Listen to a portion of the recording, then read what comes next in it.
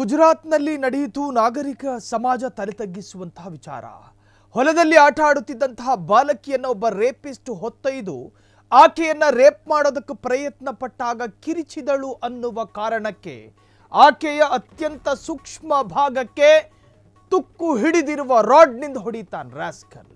ಗುಜರಾತ್ನಲ್ಲಿ ನಡೆಯಿತು ಭಯಾನಕ ರೇಪ್ ಪ್ರಯತ್ನ. ಹೊಲದಲ್ಲಿ ಆಡುತ್ತಿದ್ದ ಬಾಲಕಿಯನ್ನ ಹೊತ್ತೊಯ್ದ ರೇಪಿಸ್ಟ್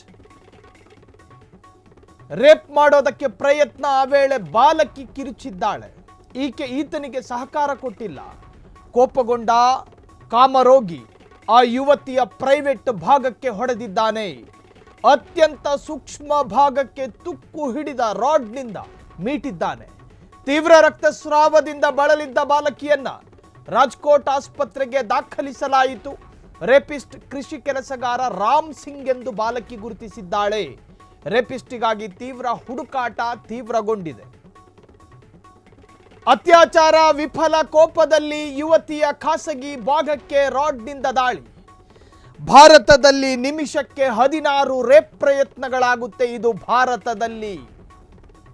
ಭಾರತದಲ್ಲಿ ನಿಮಿಷಕ್ಕೆ 16 ಯುವತಿಯರ ಮೇಲೆ ರೇಪ್ ಪ್ರಯತ್ನಗಳಾಗುತ್ತೆ. ಲೈಂಗಿಕ ಕಿರುಕುಳ ಮಾತ್ರ ಅಸಂಖ್ಯಾತ.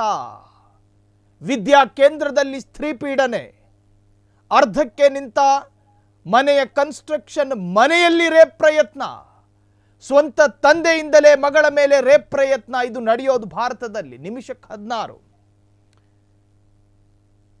ಶರಿಯ ನಿಯಮಗಳಿರುವ ರಾಷ್ಟ್ರಗಳಲ್ಲಿ ರೇಪ್ ಮಾಡಿದ ಯುವಕನನ್ನ ಹಾಡ ಹಗಲೇ ಜನ ನೋಡ್ತಿದ್ದ ಹಾಗೆ ನೇಣಿಗೆ ಹಾಕ್ತಾರೆ. ಸೌದಿ ಅರೇಬಿಯಾ 22 ಅರಬಿಕ್ ರಾಷ್ಟ್ರಗಳಲ್ಲಿ ರೇಪ್ ಮಾಡಿದವನನ್ನ ಗಲ್ಲಿಗೇರಿಸ್ತಾರೆ. ಹುಡುಗಿಯನ್ನ ಕಣ್ಣೆತ್ತಿ ಕಾಮದೃಷ್ಟಿಯಲ್ಲಿ 5 ನಿಮಿಷ ನೋಡಿದ್ರೆ ಅವನ ಕಣ್ಣನ್ನ ಕೀಳಲಾಗುತ್ತೆ. ಇದನ್ನು ಹೇಳೋದಕ್ಕೋದ್ರೆ ಮಾನವೀಯತೆ ಇಲ್ಲದಂತಹ ದೇಶ ಅಂತ ಕರೀತಾರೆ.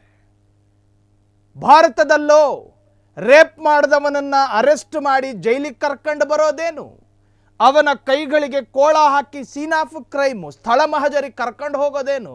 ಕರ್ಕೊಂಡು ಹೋಗಿ ನೀನು ಎಲ್ಲಿ ಎಳ್ಕೊಂಡು ಬಂದೆ, ಅವಳು ಎಲ್ಲಿ ಕೆಲಸ ಮಾಡ್ತಿದ್ಲು, ಅವಳನ್ನ ನೀನು ಹೆಂಗೆ ಹೊತ್ಕೊ ಬಂದೆ, ಹೆಂಗೆ ಬಿಟ್ಟೆ, ಎಲ್ಲವನ್ನೂ ಕೇಳಲಾಗುತ್ತೆ. ಅದಾದ ನಂತರ ಜೈಲಲ್ಲಿ ಒಂದಷ್ಟು ಕೊಳಿತಾನೆ.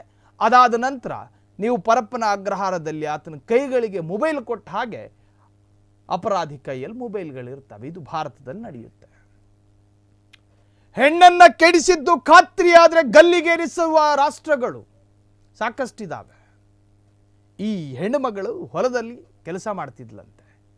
ಕೃಷಿ ಕೆಲಸಗಾರ ರಾಮ್ ಸಿಂಗ್ ಅನ್ನೋ ಯುವಕ ಆ ಹೆಣ್ಣಿನ ಅಭಿವೃದ್ಧಿ ಹೊಂದಿರೋ ಭಾಗವನ್ನು ನೋಡಿ ಉದ್ರೇಕಕ್ಕೊಳಗಾಗಿ ಆ ಹೆಣ್ಣು ಮಗಳನ್ನು ಭುಜದ ಮೇಲೆ ಹೊತ್ಕೊಂಡು ಹೋಗಿ ರೇಪ್ ಮಾಡ್ತಾನೆ. ಪಾಪ ಚಿಕ್ಕ ಈ ಹೆಣ್ಣುಮಗಳು ತಡೆಯಲಾಗದೆ ಕಿರುಚಾಡ್ತಾಳೆ.